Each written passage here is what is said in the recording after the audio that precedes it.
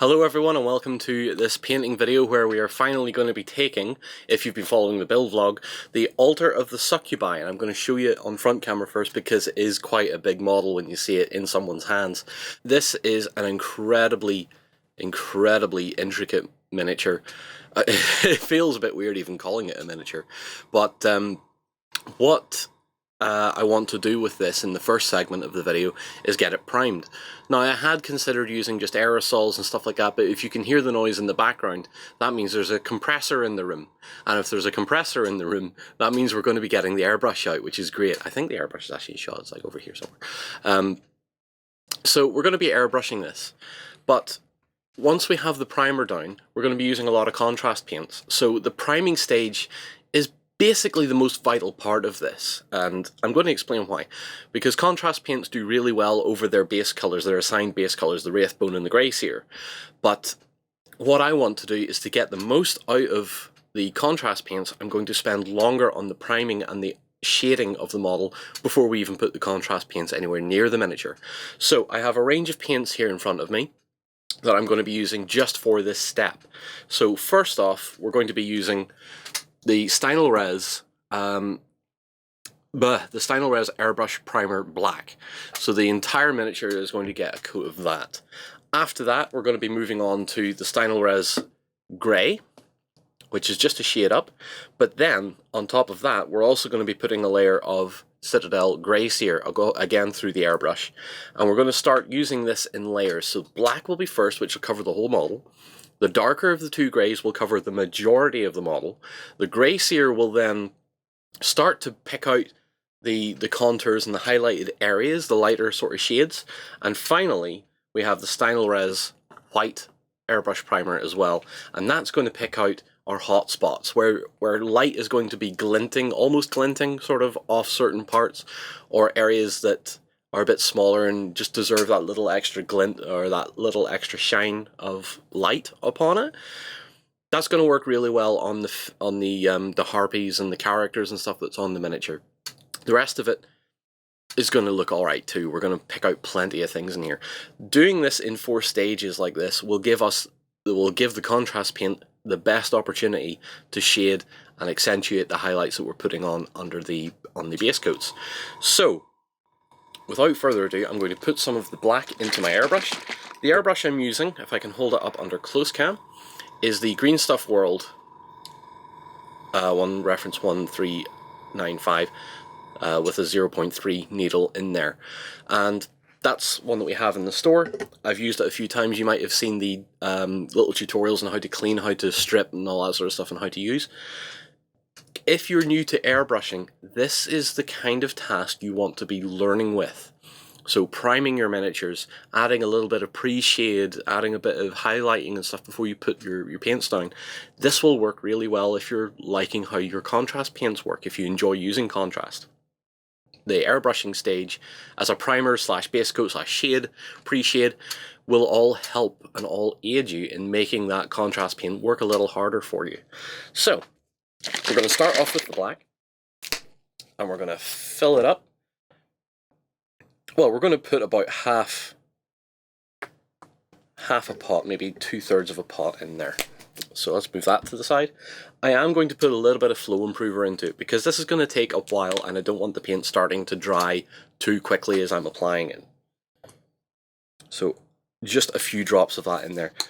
Flow improver use very sparingly, guys, if you're trying to do it and you have some flow improver. Very sparingly. If you're putting in half a cup of paint, put in maybe 3 to 4 drops of flow improver just to slow the drying process down a little bit. Now, I will also shake this up just to make sure that flow improver gets into the paint.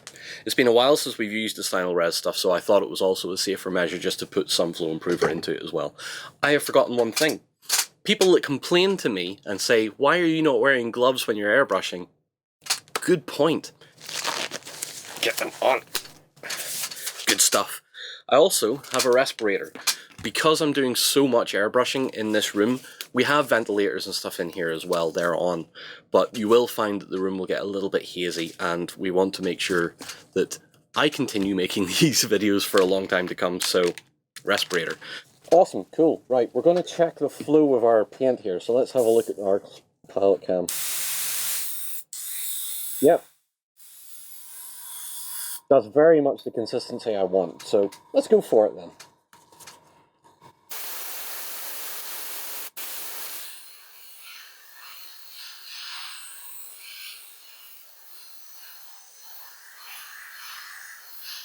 So that's looking pretty good.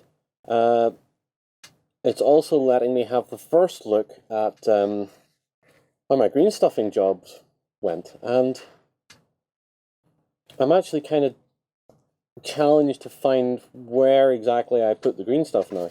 Now obviously I know I put it down here connecting the crucible to the tree, and that still looks pretty natural to me, so I'm quite happy with that. Now, it's getting very warm in here. And we're moving on to the grey, the darker grey now, which is the Stynylrez grey, which is kind of more muted than the grey sear, obviously, because grey sear is very high. So, do my mask back up. I have it in the airbrush ready to go.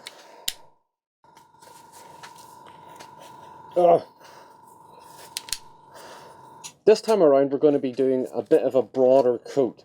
We're not going to be going into every detail this time, but we are going to be catching the majority of the upper surfaces of the model. So, for example, let's get it into shot, and we'll work on the lady at the top here first.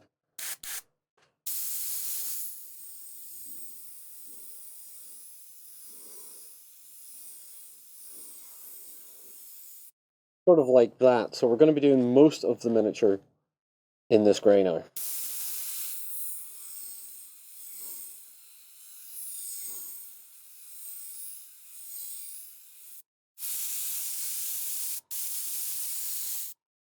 I also, in this coat, I want to cut back to the front camera a wee sec, because I want to show you how far away I'm actually pressing, triggering the airbrush from.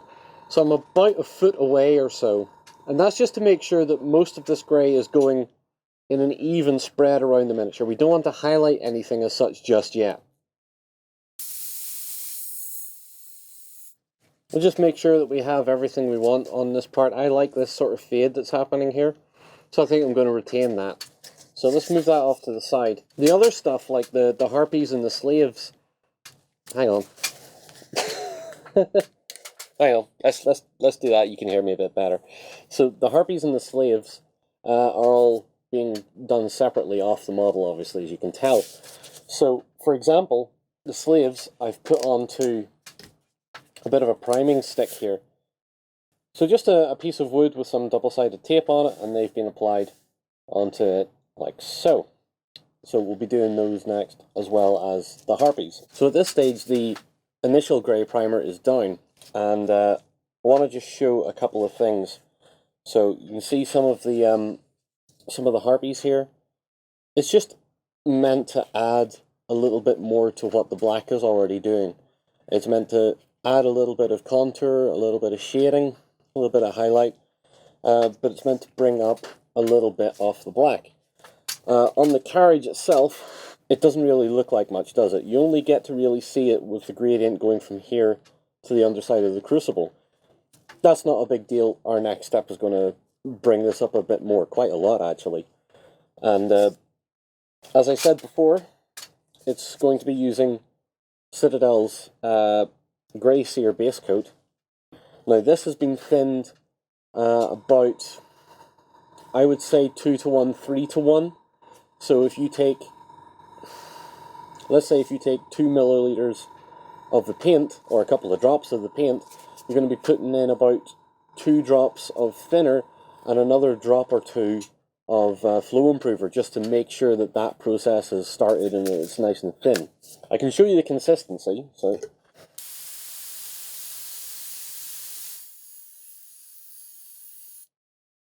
It goes alright through the airbrush once you've got it thinned down enough.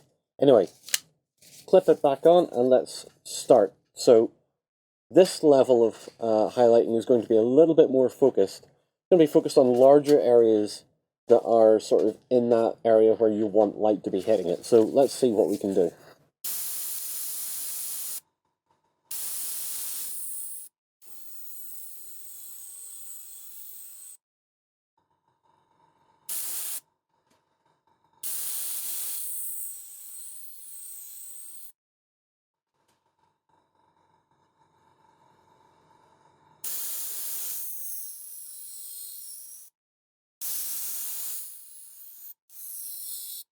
something very much like this, where the higher areas now look a lot brighter than the recesses. So if I even roll the miniature over a little, you get a lot more of the darker colors right down to the black in certain places.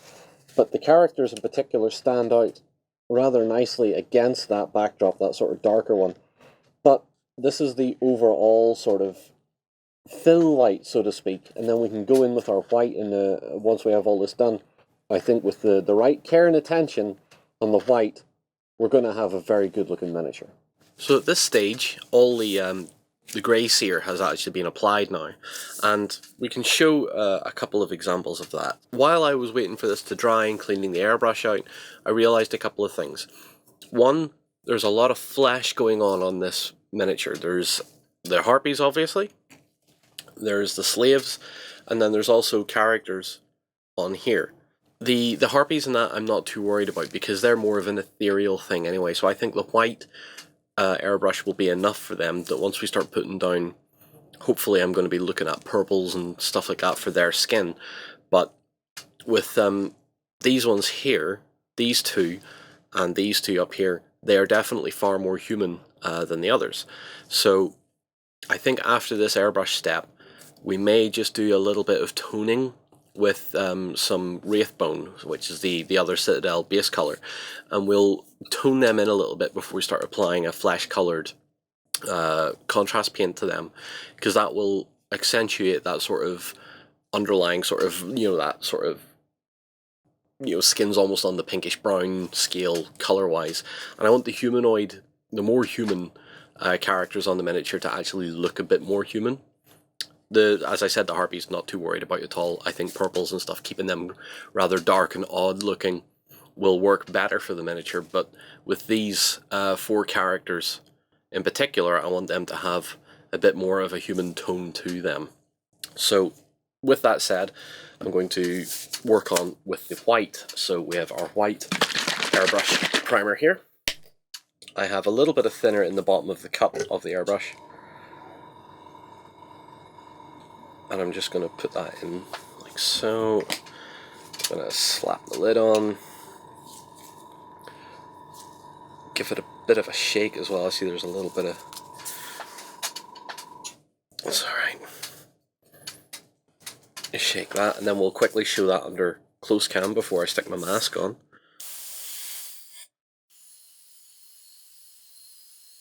Consistency looks good, and that's as bright as I want to make it, obviously, apart from a couple of little bits here and there. So, on with the mask. So let's start with some harpies. Let's start with these ones. And we want to focus, I want to keep the wings dark, but I want to focus on the flesh tone being quite visible. So when we get the airbrush going here, we really want to focus their center mass on their head. And down the leg as well, as you can see on this one.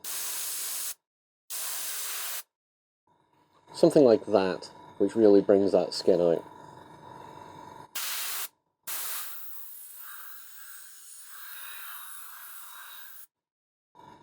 And what that does is draw your eye. Once these have got colour on them, it'll draw your eye to them and make it look very hectic and chaotic with all the dark wings and stuff, and then this bright sort of pinkish purple flesh going on.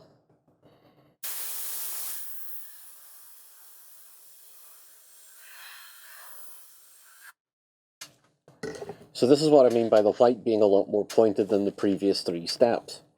So let's move on to the back.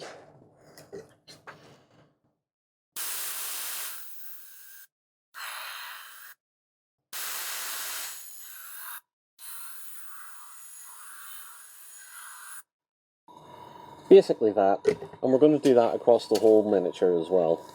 So if I put them to the side, let's very briefly look at the top up here. Now this area here I want to do as blood later on, so I'm not going to be highlighting that too much. I'm going to use some effect paint to try and get that together, hopefully. But I do want her robe, her skin, and the woman that she's sacrificing to be a bit brighter.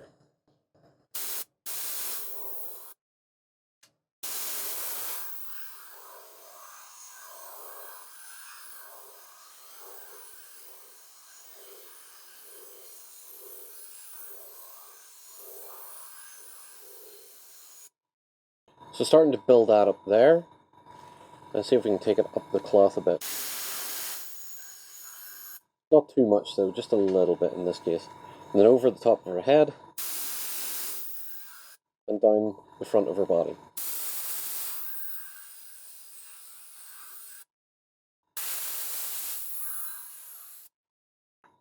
Basically that. This woman is at the top of this altar. She is bathing in whatever light there is in front of her or above her. And everything else around her pales into comparison when she's doing her job. So further down,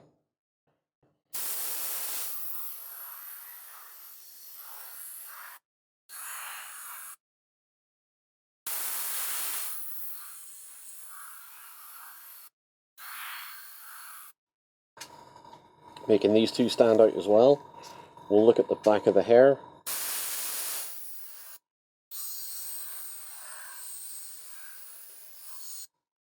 At this stage, we don't know what colour I want to do the hair and stuff yet, so we're just doing it as a precaution, just to, you know, a bit of a coverall.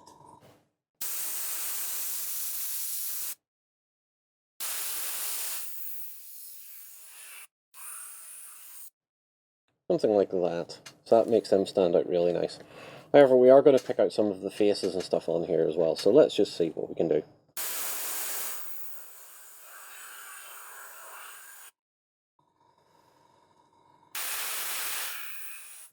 So as you can see now, what I've been doing is picking out areas with a little bit of raised detail and bringing them right up. So what we have now is a fade from a complete black colour going all the way up through 2 shades of grey to white. And what that's letting us do is add so much definition to the miniature and showing us where all those details are, what they are importantly as well, because we can highlight the demonic faces and eyes and stuff with this, so we can actually draw attention to that on purpose. So I'll continue on with the harpies, and when we come back, we'll have it all dry and we'll be ready to add some colour.